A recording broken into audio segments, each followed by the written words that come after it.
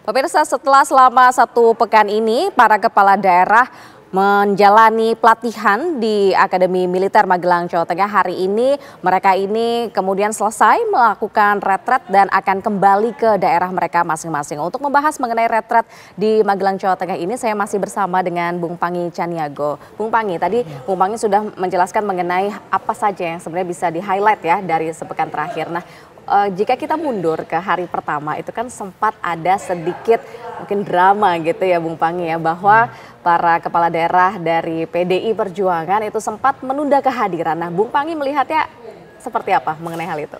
Ya begini, kalau Mbak Fahada, kalau kita cermati memang ini fenomena yang menarik. Pertama ya, dalam sejarah ini pertama sejarah terbesar, momen terpenting kepala daerah yang dilantik secara serentak langsung oleh presiden. Dan itu fakta pertama kali dalam sejarah. Itu jumlahnya 500 lebih kan. Baik gubernur ada 36 kalau nggak salah, kemudian bupati ada beberapa, ada 300 ya. Nah, itu momen penting dalam sejarah kita. Yang kedua adalah pertemuan mereka ketika retret itu terjadi, ada surat instruksi yang disampaikan Ibu Mega sebagai ketua partai untuk putar balik dulu, menunda dulu sampai menunggu arahan selanjutnya.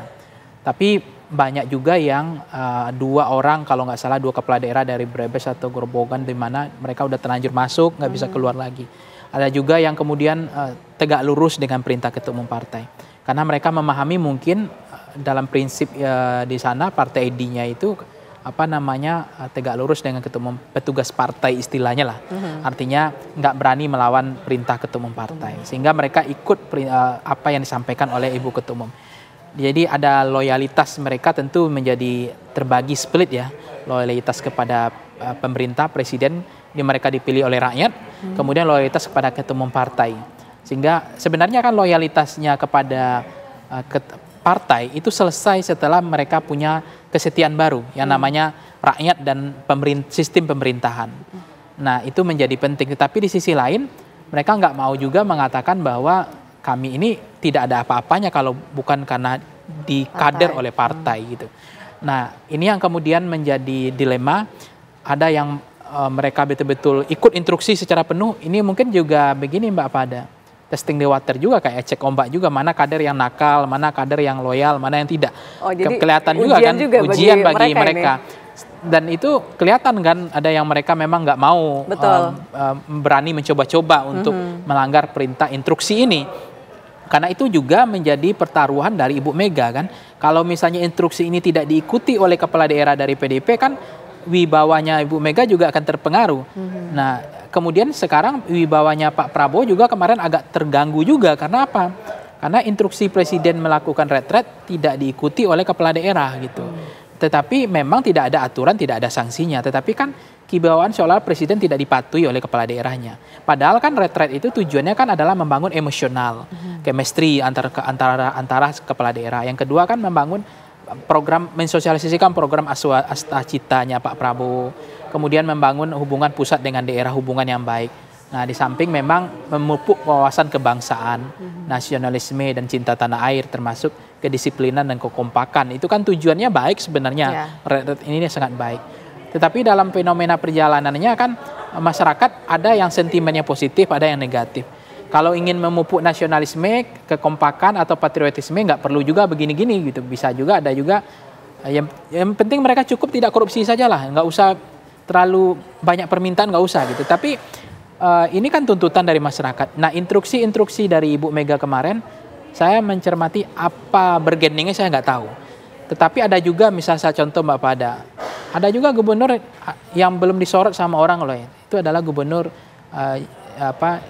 DIY, Daerah Istimewa Yogyakarta. Itu kan tidak pernah ikut seperti itu. Apakah memang otonomi khusus? Apakah mereka memang dulunya Indonesia sebelum merdeka dia sudah menjadi kerajaan?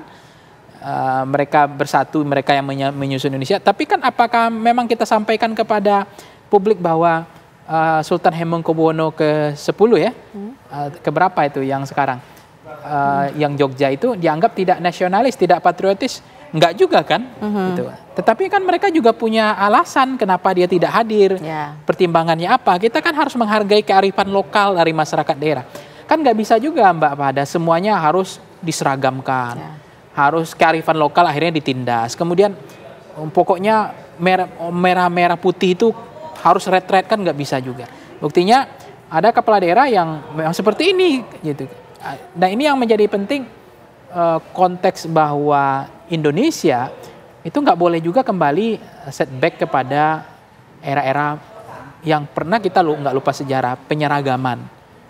Misalnya semuanya harus desa, semuanya harus makan beras, semuanya harus terkontrol oleh pusat. Nah, sehingga otonomi daerah kita setelah 10 tahun belakangan kan agak mengalami kemunduran. Tapi Bang Pangi, apakah dengan awalnya itu sedikit drama begitu ya bisa dibilang, itu menunjukkan bahwa fakta di lapangan memang kepala daerah ini berbeda daerah belum tentu kompak, kemudian berbeda partai belum tentu kompak juga, masih sangat erat begitu kontribusi atau bendera partai mereka masing-masing. Seperti apa? Kemudian apakah dengan erat ini bisa betul-betul menjadikan mereka ini kompak?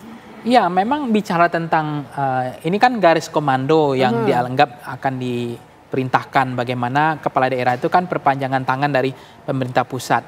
Jadi instruksi pemerintah pusat itu diikuti oleh pemerintahan daerah dan bagaimanapun pemerintahan daerah itu sangat bergantung juga kepada pemerintahan pusat dan mereka itu kan mutual understanding.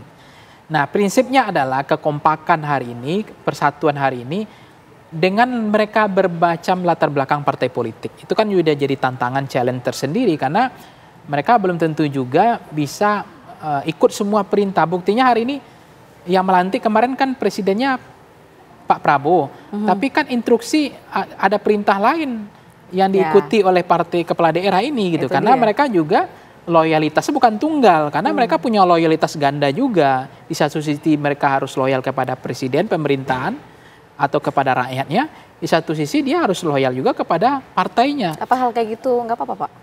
Ya sebenarnya kalau kita meniscayakan bahwa partai itu kalau tujuannya baik, misalnya kalau dia perintahkan jangan korupsi misalnya, kemudian diikuti kan positif. Kemudian jangan ada tambang-tambang ilegal, nggak boleh kepala daerah dari partai kita yang membuka izin tambang-tambang yang ilegal, itu kan baik sekali tuh. Kita pastikan tidak ada yang kepala daerah dari partai tersebut, tidak ada yang kemudian merugikan masyarakat, tidak dekat dengan rakyat, tidak turun ke bawah, tidak menyapa masyarakat, menjadi elitis. Kalau instruksi seperti itu juga kalau itu dipatuhi oleh ketua partai, oleh kepala daerah mematuhi instruksi ketua umum partai kan itu positif sebenarnya. Nah artinya ini tidak salah juga kan kalau himbauannya positif. Ini kan persoalannya hari ini ada momentum lain ketika Sekjen PDIP Pak Hasto di penahanan. Nah itu momennya dianggap situ sentimen kan. Tapi kan momen itu juga apakah itu soal kalau ke dalam kasus lain misalnya setelah misalnya nih ketika ada perintah ketua umum partai setelah Pertamax dioplos kita tidak boleh beli lagi Pertamina, ini hukuman setahun kan itu bisa aja. Ini kan yang begini penting. Jadi semua kepala daerah dari partai saya minta untuk berikan pelajaran, efek jerah. Nah, ini yang menjadi penting dalam konteks ini bahwa tidak bisa juga loyalitas itu mereka akan tunggal ya. Nah, kalau begitu loyalitasnya tidak tunggal, lalu begitu pertanyaannya adalah kira-kira indikator kompak seperti apa yang kemudian perlu dibangun kepada para kepala daerah supaya bisa membangun Indonesia yang tentunya lebih baik lagi ke depannya. Nah nanti Bung Pangi akan jawab ya Bung Pangi di segmen selanjutnya. Breaking News TV One harus jeda terlebih dahulu pemirsa, usai jeda kami akan kembali.